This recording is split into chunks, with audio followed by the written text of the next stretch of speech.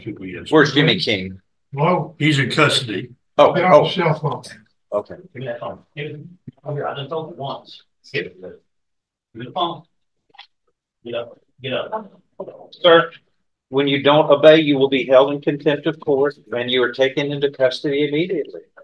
You have to follow the rules. Thank you. We don't, Judge. The things that you've said this morning are... You shoot into a crowd, Tom. You just address this. I set a standard up here. I know. And I don't want people going, I'm gonna shoot somebody as long as I don't kill them. I'll take the blame and I'll get on 10 years deferred and I'll use the John Stevens rule. No, this isn't Tombstone in the Old West. You don't resolve your differences and issues by shooting at people. And welcome to today's session in Judge Stevens' courtroom, where things got intense right from the start. Our first defendant disrupted proceedings, facing swift consequences for violating court rules by using a cell phone. In a dramatic fashion, he was promptly held in contempt and escorted out. Moving on to the second defendant, this case revolves around a serious incident involving a deadly weapon. While thankfully no lives were lost, Judge Stevens is acutely aware of the gravity of the situation and the potential harm it carried. The judge is determined to send a clear message about the severity of the crime. But the big question today is how Judge Stevens will navigate these cases. Will he opt for a strict stance and administer the full weight of the law? Or might he consider a more lenient approach, given the circumstances? Stay tuned to find out as we witness the Honorable Judge Stevens deliver his ruling. Jalen Foxall. Jalen Foxall, I believe, wants to tell the court that he wants to hire his own lawyer, but does not want his case set for trial. And he is present. I spoke with him yesterday. Sure. Spoke with all these people yesterday. Where's Jimmy King? Well, he's in custody. Oh. Cell phone. Okay. Give me that phone. Here, I done told you once. Give me the phone. Get up. Get up. Sir, when you don't obey, you will be held in contempt of court and you are taken into custody immediately. You have to follow the rules. Thank you. Hydrick Davis. We're going to have to bring him back and make some findings. He failed his drug test, which is why we're just vertically calling, trying to use the phone, I guess. Who's on Mr. Who represented Mr. Davis? Yeah. That's me. Okay, you know, he failed his drug test and What's the photo? it's marijuana, THC. Where's his file, Mr. Davis? You should have it, Judge. Okay. Well, he tried to use his phone when they were putting him in custody, and he fought. He kind of wrestled with him a little bit there, which is not a good thing. Hydrick Davis, please. Squeeze should be in the back. He's had some kind of medical event. Mm-hmm. He got stabbed. They had to drag him out of the cell. They have no medicine. Okay. All right. Well, Mr. Davis has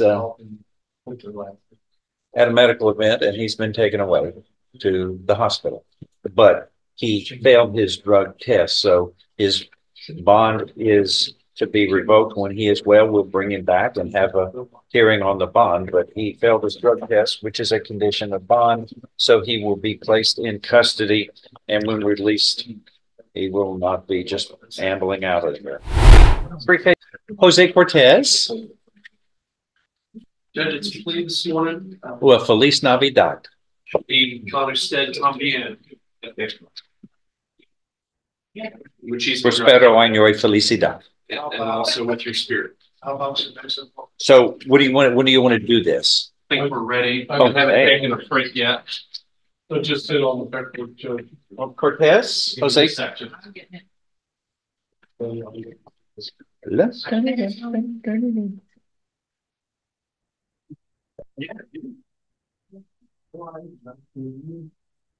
gonna need a mention. I didn't see anything on that.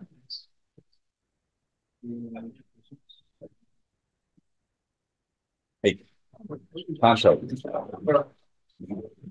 what are you going to do with Sarah Brand? You're also trial here. Todd, Tiona Brown, There's one else. Angela Noriola. Sir?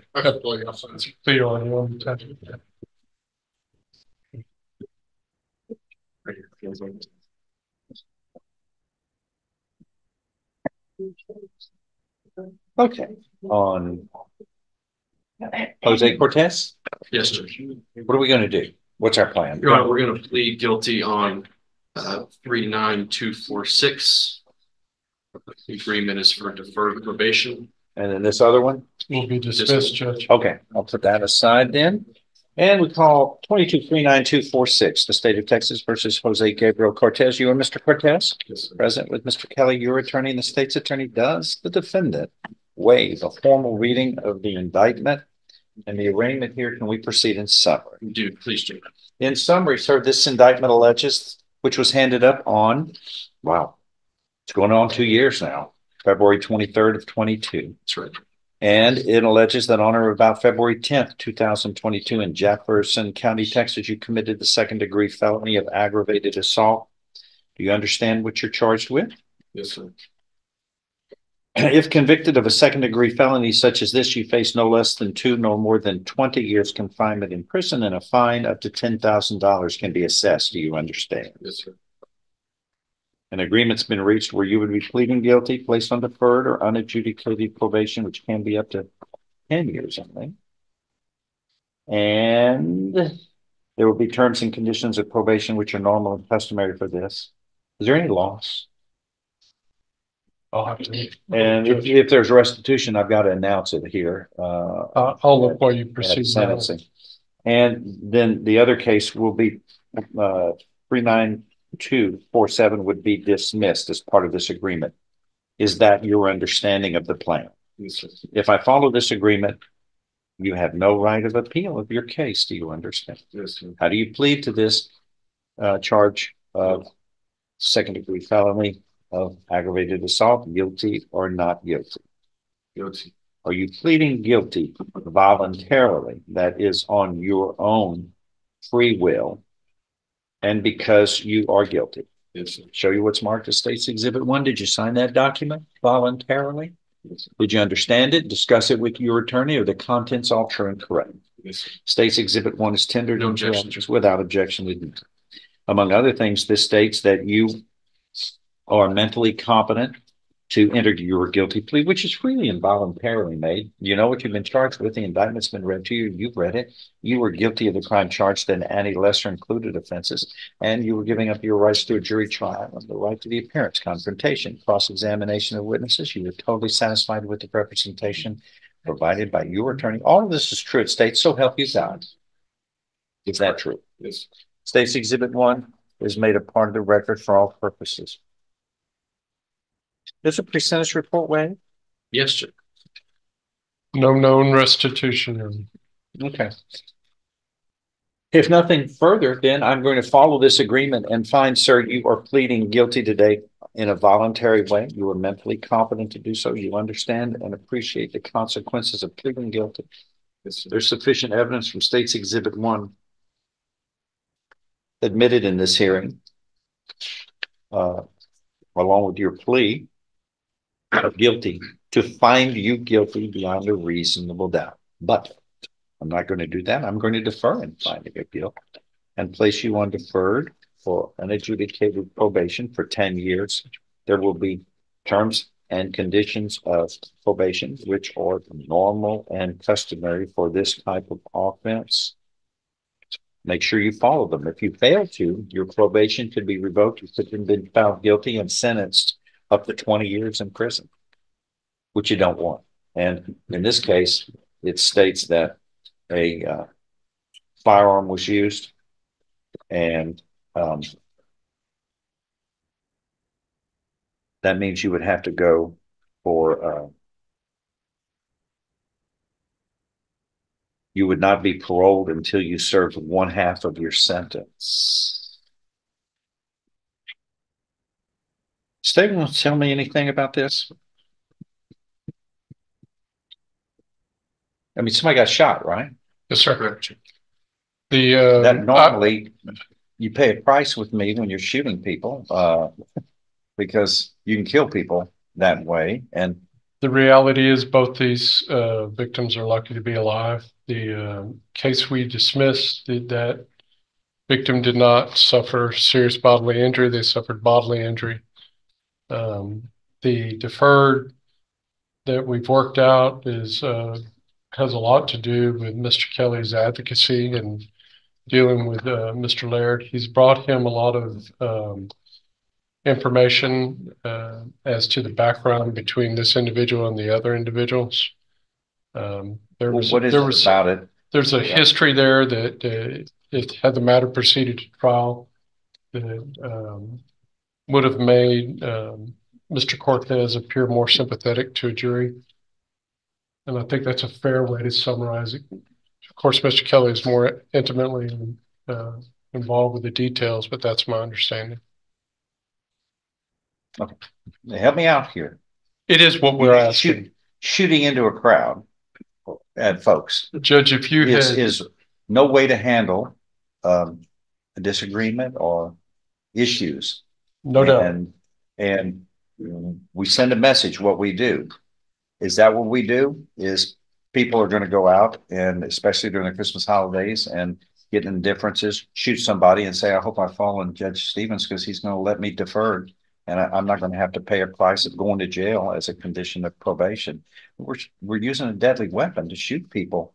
That is a price that I think is something different from where somebody may be placed on 10 years deferred for stealing merchandise from the store. Judge, it is all that serious, but we've weighed out the circumstances, including the defendant's age and the information that I told you has been shared with us by the defense. And I am asking that you move forward and accept this deal.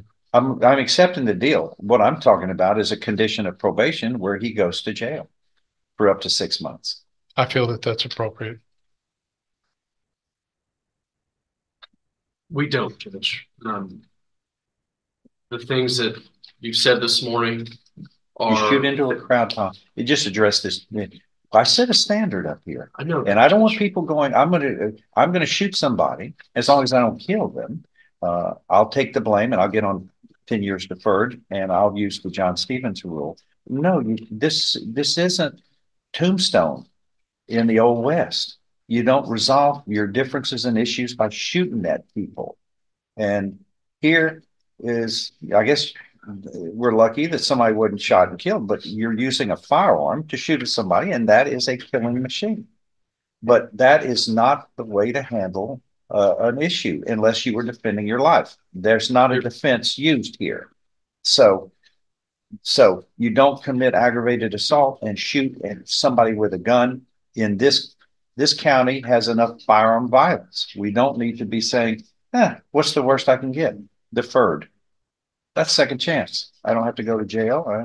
I can do that. That's not, I don't want people thinking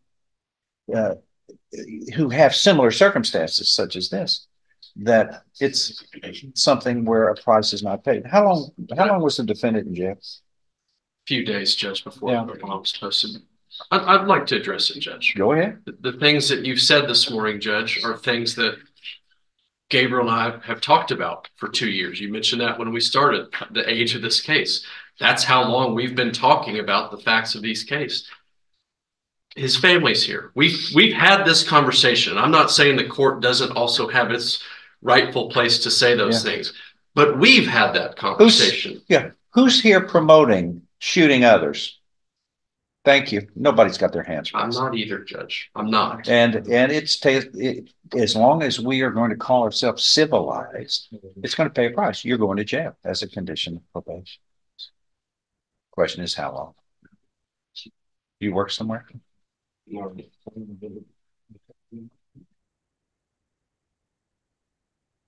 Honor, I would ask the court that it is now abundantly clear that that option is at the court's discretion. Yes. And it's done routinely in the circumstances where crimes of violence occur where they're placed on deferred probation. Yeah, we're going to stand for working our issues out in a peaceful, civilized way, not shooting up the town.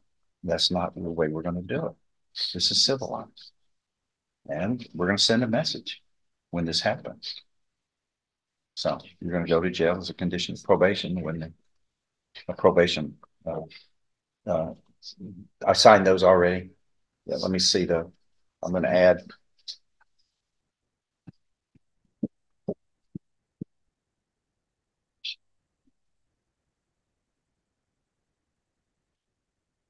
We will order.